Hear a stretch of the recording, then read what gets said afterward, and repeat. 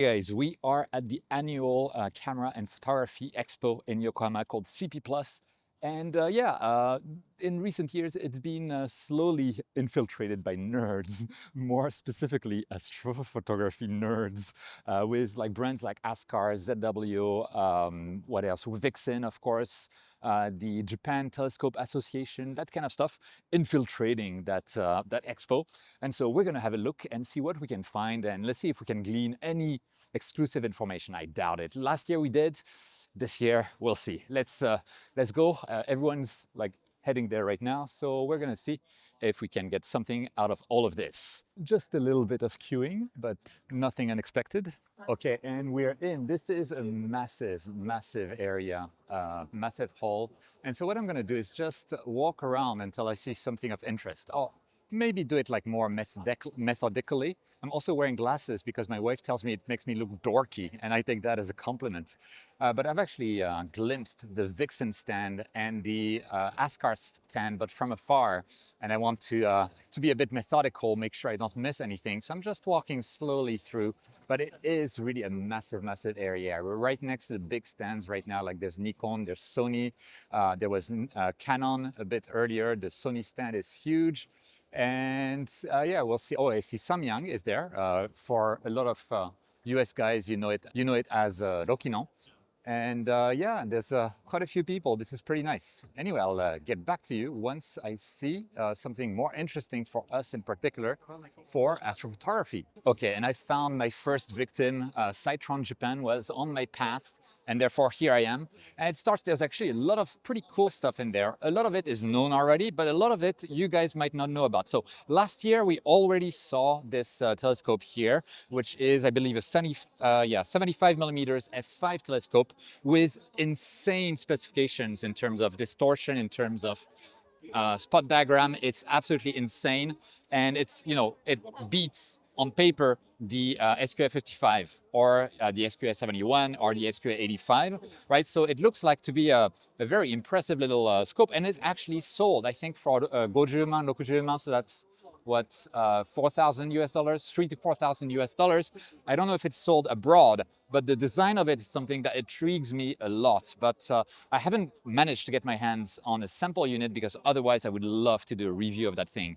The mount itself, we also saw it last year, and apparently the mount is still in development. So this one is not available for sale, but it's always good to see more competition in the space. Now, in the comments, please let me know if you've ever seen this guy here. So the SJH-75UF telescope available outside of Japan, because I haven't, but I'm kind of wanting to buy it just to test it out, because again, the spot diagram itself is absolutely insane, because 22 millimeters away from axis, the size is 1.31 millimeters, micrometers, and I think that's actually within the airy disk. So this is likely diffraction limited on a small refractor. That's pretty rare.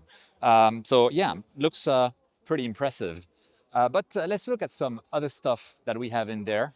Here is something, it's a brand, a Japanese startup called Nakoh. And Nakoh, they're making the small refractor. It's the only real product I see on their website right now. And the 60 GT. I believe it's an f6 scope with a 60 millimeters aperture.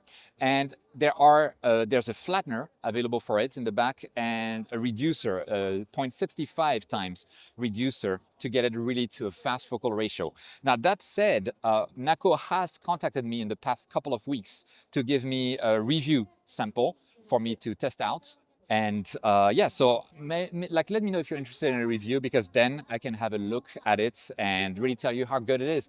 The spot diagrams look fine, but despite this being a Japanese company, it's made in China. So I'm like, okay, so what's the difference with other telescopes that are available on the markets?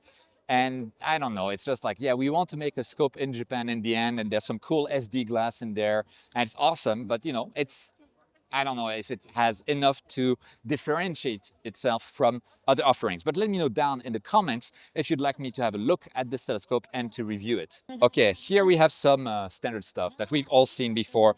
There's the Smart Eye by MUCH Astro, which I had never seen really before, and it's huge, much bigger than I expected. kind of a light accumulation type of deal. We have the Stella Vita, which obviously I've reviewed on the channel. There's a new firmware for it now, but I haven't looked at it yet. And there's some Player One stuff on the side here. So very standard stuff. We have some Skywatcher stuff with the Esprit 7T and the Wave 100i, but that's very standard stuff. And we have the stuff that's more interesting to me because I think this is new, the Luma X. And the Luma X is actually, if you look at it, it is a solar prominence and sunspot solar telescope. So H alpha, right? And that's pretty nice. I don't know what the price is going to be on that guy, but it's cute, it's small. And so if it's cute and small and it can look at the sun, I like it. Simple stuff. The one behind it is the Heliostar 100 H alpha, but this guy costs almost yen, which is 7,000, a bit less than seven, like 6,500 US dollars. So that's a bit more expensive, but it is a 100 millimeters aperture solar H alpha telescope, which is pretty impressive. This guy we saw last year.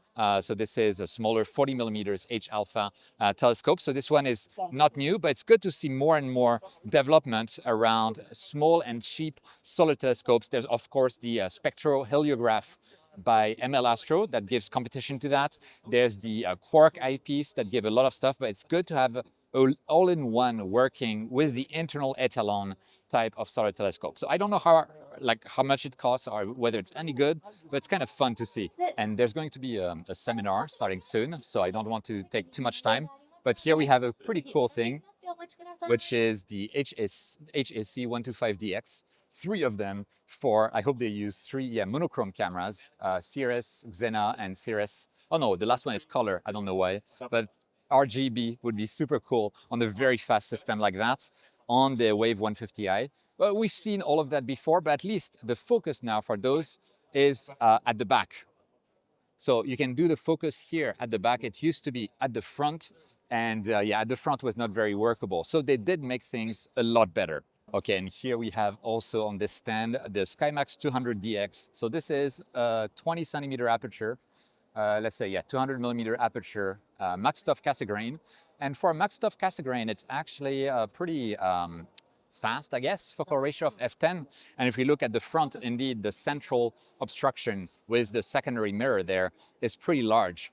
And it's interesting that the secondary mirror is definitely recessed within the primary. So it's not like an aluminum dot on it. So I'm not sure why they made it reflective at the front as well.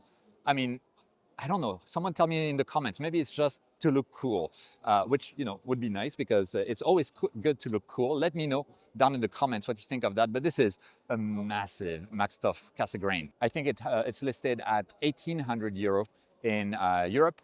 So maybe $2,000, something like that. I don't know, but for a visual experience as an alternative to a pure Schmidt Cassegrain from Celestron or something like that, that could be pretty impressive. And overall, that's what I noticed here at the Sightron Japan stand. Okay, so let's keep walking and find other stuff there. I'm gonna go slowly and methodically throughout all of the stands to see what we get there. Oh yeah, and still Sightron Japan, some Spaghetti Nebula, some cool shots there. Available at the stands. It's always nice to see. So let's keep going, huh?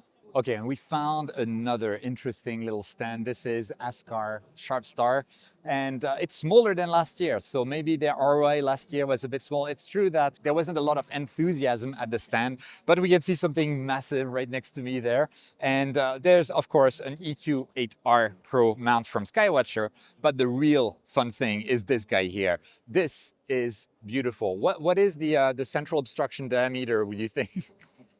This is insane. So we have a massive central obstruction with a tiny donut of a primary mirror here at the bottom on the SCA 310.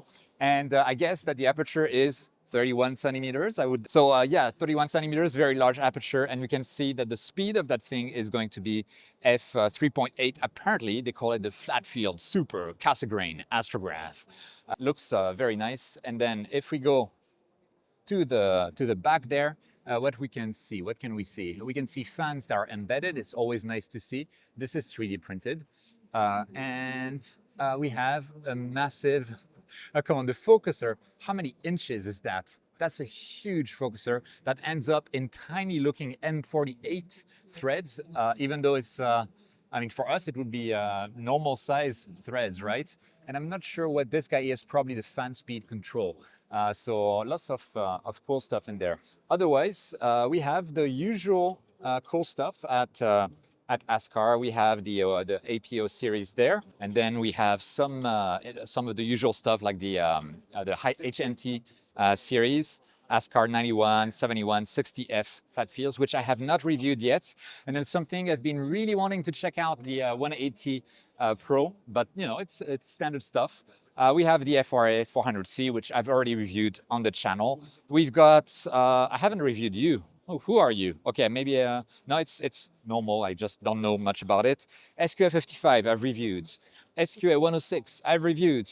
XQA85, I've reviewed. SQA70, I haven't tried. And then there's the huge one there, SQA130. I'm not sure whether it's actually on sale abroad. Here, the sign says here, Hatsubayote. So not quite sold yet, but it's planned. And it's just like the other SQA telescopes. It's a beautiful telescope. And if the optics, like let's look at the front there, that is beautiful. f4.8 with 624 millimeters of focal length, massive telescope like that. Knowing the price of the 106, I assume the price of the 130 will be as impressive as the size.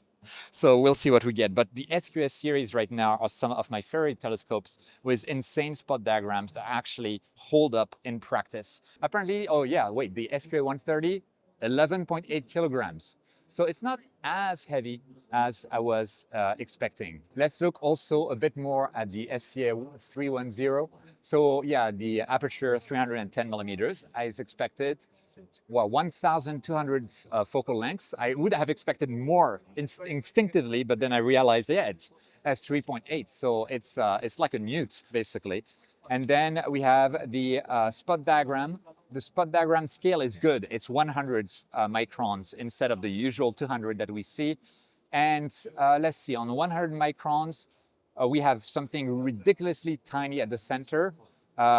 Once we get a bit off axis up to, let's say, APS-C size, I'm a bit worried that the stars will start looking like comets, because it looks like the star size will be around 10 microns, a bit more, as a very elongated spots. And I'm a bit worried about that. And it gets rounder for whatever reason, but slightly, it gets better at 24 millimeters.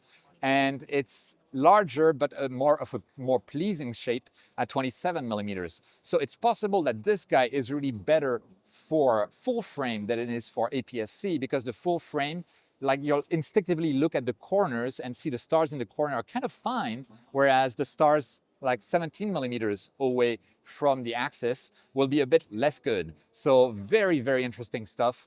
And let's keep going and keep visiting the stands to see what else we find of interest. Okay, and we have another stand of interest here. I think it's the first time that Dwarflab is here at CP+. So it's very nice to see Dwarflab. I've shown them quite a lot on the channel. We have the usual Dwarflab Dwarf 3. We have the Dwarf Mini next to it, which, you know, we've seen on the channel. It's tiny, and I really like it because it also has some pretty good tracking in equatorial modes. Some pretty good goodies next to it. And I can tell you that when I arrived, there were a lot of people checking out the Dwarf Mini because it's so small and tiny. And in Japan, we like small and tiny things. So it's good to see that. And I'm really happy to see Dwarflab at CP+, because they weren't there before. And it's good to have competition with the likes of the C-Star and stuff like that. So it's great to see that they're in there. Otherwise, I don't think there's any exclusive items that they can reveal here. So I think that's it for the stand. Okay, we have found another interesting spot, which is Celestron. Of course, so Celestron is here just like they were last year. And we have the usual stuff really. There's nothing new that I can see on the stand. We have the Celestron Origin. I think it's Mark 1, not Mark 2. I'm not sure. Smart telescope, so f2.2 RASA 6 type of optics. And we have, you know, the standard stuff, the Evolution, Celestron Evolution stuff, various telescopes on the side. And then at the very edge, we get some accessories like the battery pack. We get the dew heater ring there as an example for their SCTs with the dew shield as well, and the massive focal reducer for the Edge HD 9.25, right? So a lot of very, I'd say, standard stuff. There's not much that I can see that is really new or, overly exciting here on this particular stand. But, let's keep going and see what else we can find around here. Okay, so I stumbled upon something else, which I had really never heard of before. It's called Ysdesign or Ysdesign. And this product here is called the Star Grapher. And it is a good old-fashioned star tracker type of deal. The declination axis is not motorized, only the right ascension is motorized. You can guess from the size as well, there is a worm gear mechanism rather than harmonic drive. So they might be able to prioritize stuff like a very low periodic error. And when I asked, basically it seems to be a bit of a spiritual successor to the Japanese star trackers that used to be older rage, like maybe 10 years ago, like the Toast star tracker, which guaranteed a ridiculously low periodic error. And right now, everything is still a prototype. It's still under development, so they don't have any specs for it yet. And what do we have? We have here a Vixen style polar scope that's, you can slit in, not even Vixen style. It's actually the Vixen polar scope.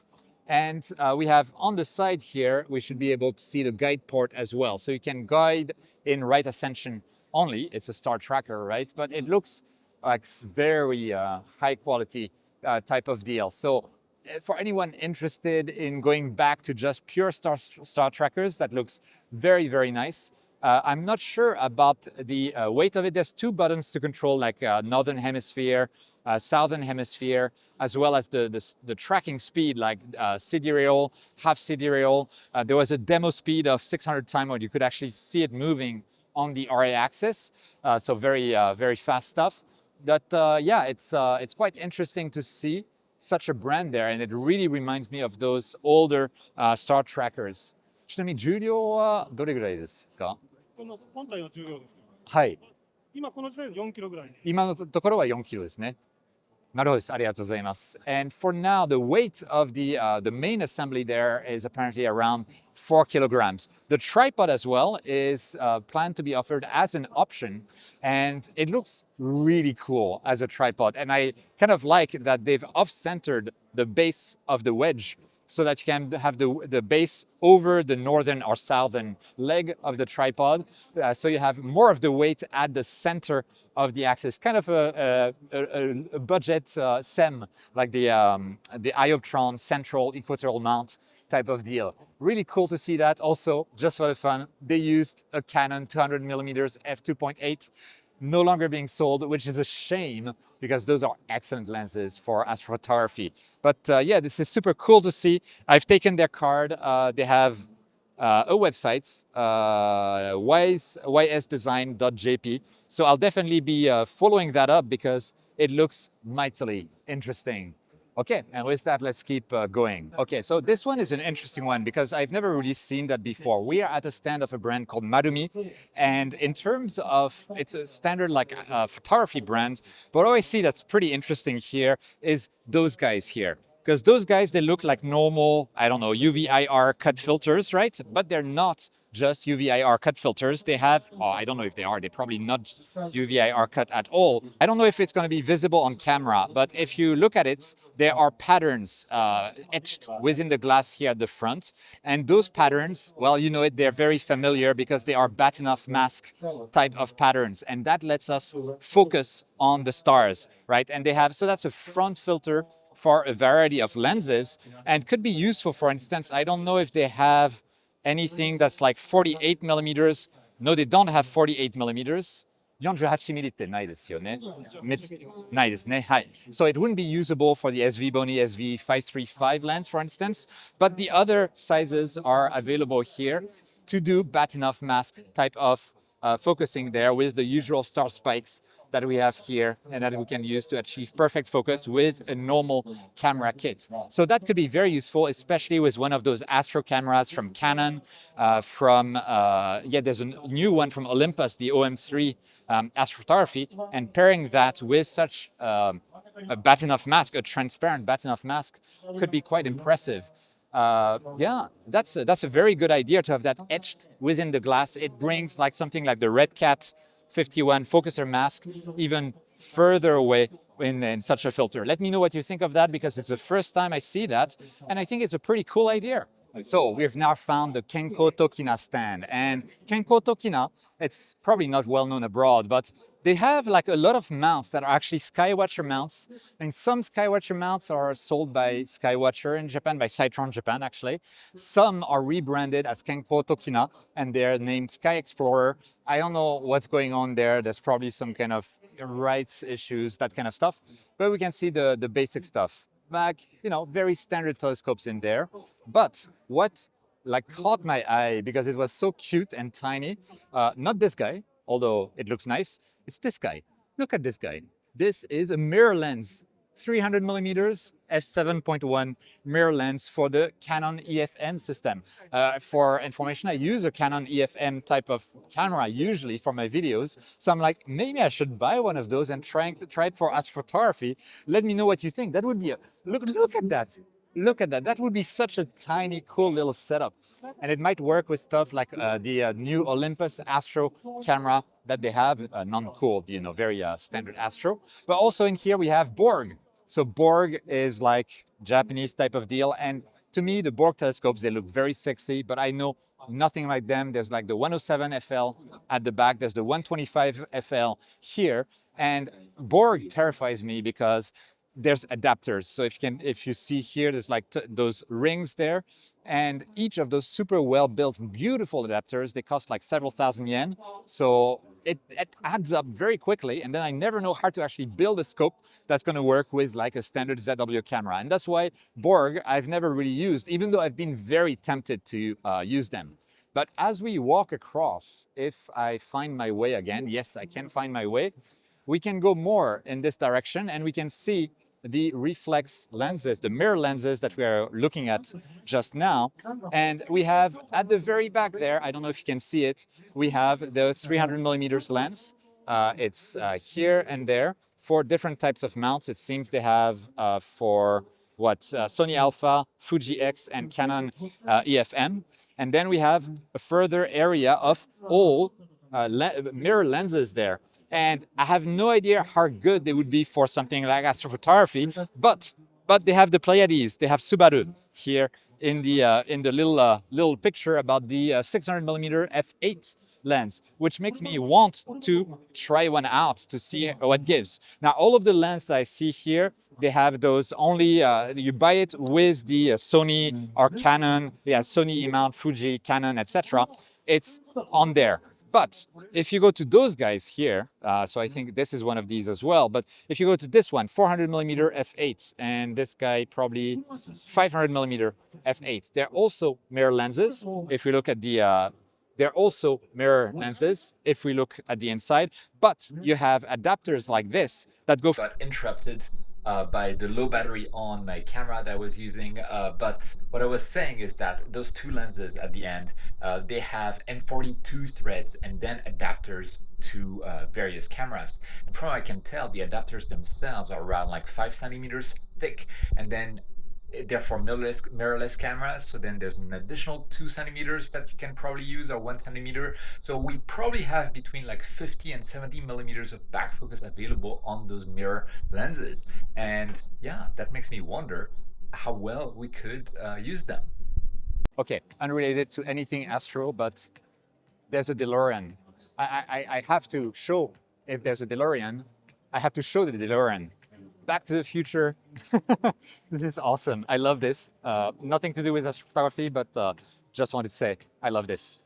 Okay, now I'm reduced to using my phone because my main camera lost battery, but we are now at the Nihonbo Enkyoko Gyokai stand, which is the Japan Telescope Manufacturers Association.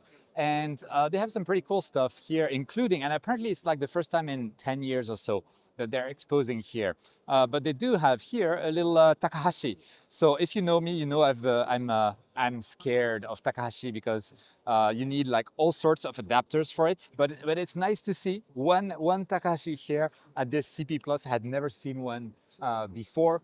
We have here, by the way, the list of all of the contributors to this telescope association. There's of course Kenko, there's Vixen, there's all of those guys. So that's it for this little one, like a little gem found around there. And let's look around some more to see if we can get more information out of this CP Plus when it comes to astrophotography. Okay, and we're here at the Olympus stand where we have this guy here. So this guy is the Astro version of the OM3. If we look at it more closely, this is what it looks like. It's look at it like a normal OM3 kind of Olympus camera. But if you look at it, this is an Astro, and it's basically just like those older Canon cameras that let the H-alpha wavelengths through, so that you can take cool photos of stars. But you know, I asked about like, do you have anything like Astro Tracer by Pentax, or you know, something like, do you have any tracking capabilities? But they don't really have any of that. It's purely, it lets the H-alpha wavelengths pass through, in which case I'm not so sure it's very interesting compared to like dedicated astrophotography cameras. The body only of this camera costs apparently around 330,000 yen, which is around $2,000. So might as well get, I guess, a standard, astrophotography cooled camera in that case, unless you want to go fully standalone and you don't want to use an ASI Air or anything like that. Who knows? Let me know what you think of that down in the comments. Okay, and we're now getting at the last stand, I think, for today, which is a combined Vixen and ZWO stand. It's right now we're on the Vixen side of things, and you may notice that I have behind me a mount that I showed last year, which is the AX Evo mount that uses what they call an ogenic drive. It's kind of like a vibration drive compared to a harmonic drive. It has the same impact, but we don't know if it's going to have like better tracking. Everything is unknown, and now we have version 2 of it, even though it wasn't sold yet, it's just still prototype type of deal. The version 2 is here, and it's a pretty interesting type of deal. It's also connected to this new Vixen controller. It used to be that you had the Starbook 10, but the Starbook 10 died a cruel death during COVID. And then they went with this guy here, the Vixen wireless unit that let you control either via network or wireless your mount. And now they have this new controller, the SBW24, that lets you control everything. I don't know if I can, oh yeah, I can control the mount directly there via the controller. You're probably, hopefully, seeing it move there. And let's see if I can, yeah, I can move it around there with the controller, all connected, all working, but we don't know how well it's going to do as a mount compared to something like the AM7. We don't have any figure about the Tosai Kano Julio, the payload capacity of the mount. Mite means it's unknown yet. And the weight of the body of the mount only is apparently around 9.1 or something like that kilograms. So it's a heavy type of mount, and so it makes me wonder, why would someone go out of their way to buy this particular mount here instead of going for an AM5 and AM7?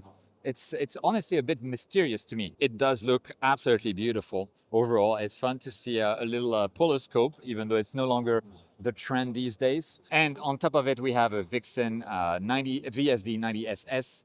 So it's a pretty amazing f5.5 telescope, but it costs around like 4,000, a bit more US dollars. So it's probably not something that would be within my budget. But it's cool to see that we have this available in this area. By the way, one thing that I love is this little foot there for the equatorial mount. It always made me want to buy Vixen stuff.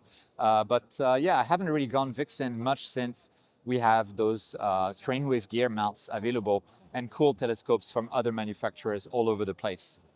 Okay, and now we are obviously at the C-Star stand. We have the C-Star S30 Pro, which I've already reviewed on the channel. And together with the S30 Pro, there's the tripod that's also sold, as well as the equatorial base that I have never tested because I've used other bases up to now. It's the usual stuff, we're used to that. There's some random C-Star binoculars, but they're just binoculars. There's no specific functionality about it. I've asked about the C-Star S70. It's absolutely not in the short term. I've asked about the S50 Pro. We don't know, no information. So yeah, there's not much news on top of what we already know for the C-Star series. We'll see, fingers crossed. I mean, the S30 Pro is excellent, and the sensor is the IMX585, right? So it makes it really amazing with a wide field of view. So I really hope that we end up getting a 585 sensors in the S50 Pro, but we'll see. Right now, it's just standard stuff. This is the Vixen area, and then we have the C-Star area there. And if we move a little bit more, we'll get to ZWO. So let's get there. And here we are with some very familiar stuff, the red stuff, with the usual stuff, you know, like the M5 that I use. We have the rebranded Askar telescope as the ZWO FF107 APO. We have the ASI Air Plus. This is the EFN and not the Pro, but it's good to see there. And it's the first time that I see as well an AM7. And I'm looking at the AM7 here that's holding FF130, also an Askar rebranded telescope. But the AM7 is actually small.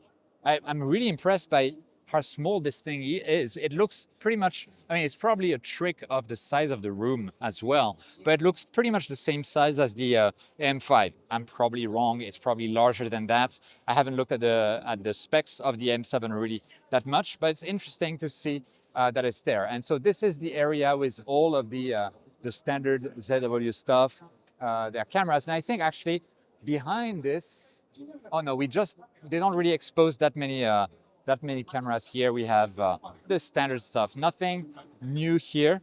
They have like the list of equipment for each of the rigs that we have here, but it's standard stuff, right? The 2600 MC Air, the EF Pro, the 130, the EM7, nothing new there. And there's no real new information about new products. Unfortunately, this year, it seems that Sam is not here, so I cannot try to glean any information from him. And that's pretty much it really for the Vixen and ZWO combined booth. We do have some nice pictures there of stuff, which is nice. But otherwise, it's pretty standard stuff. So that's it for the ZWO stand and the Vixen stand. And that's it for CP+2026. These are all the stands that I found that had any relationship with astrophotography. I'm really interested in seeing those new Japanese companies like Ysdesign and Nakoh trying to do something new. I mean, Ysdesign probably more. Maybe we could say they're doing something old and new. And I'm really interested also in the mirror lenses and in the lot of stuff that was there, but there was no like really like super new amazing new thing this year, unlike last year, but yeah, still I think it was a lot of fun. I hope you enjoyed looking at all of those products as much as I did. So please leave a comment, let us know what you thought of all of that. Leave a like on the video, it really helps the channel out. And if you want to support me even more and you're planning on buying anything from Agena, High Point Scientific, First Light Optics, you can use one of the links that I have down in the description and it will help me out at no cost to you. You can also make your own telescope rig in a super nice, easy way using my telescope parts picker website, which is free, and I'll put the link also down in the description. If you want to support me even more and you want to become a VIP sponsor of the channel, you can become a channel member, which is the join button next to the subscribe button, or a Patreon supporter. The link is down in the description. And you guys, you make this and all of these things possible. Thank you so much for your support. With that, thank you so much for watching. Don't forget, whenever you can, to look up at the stars, and I'll see you next time.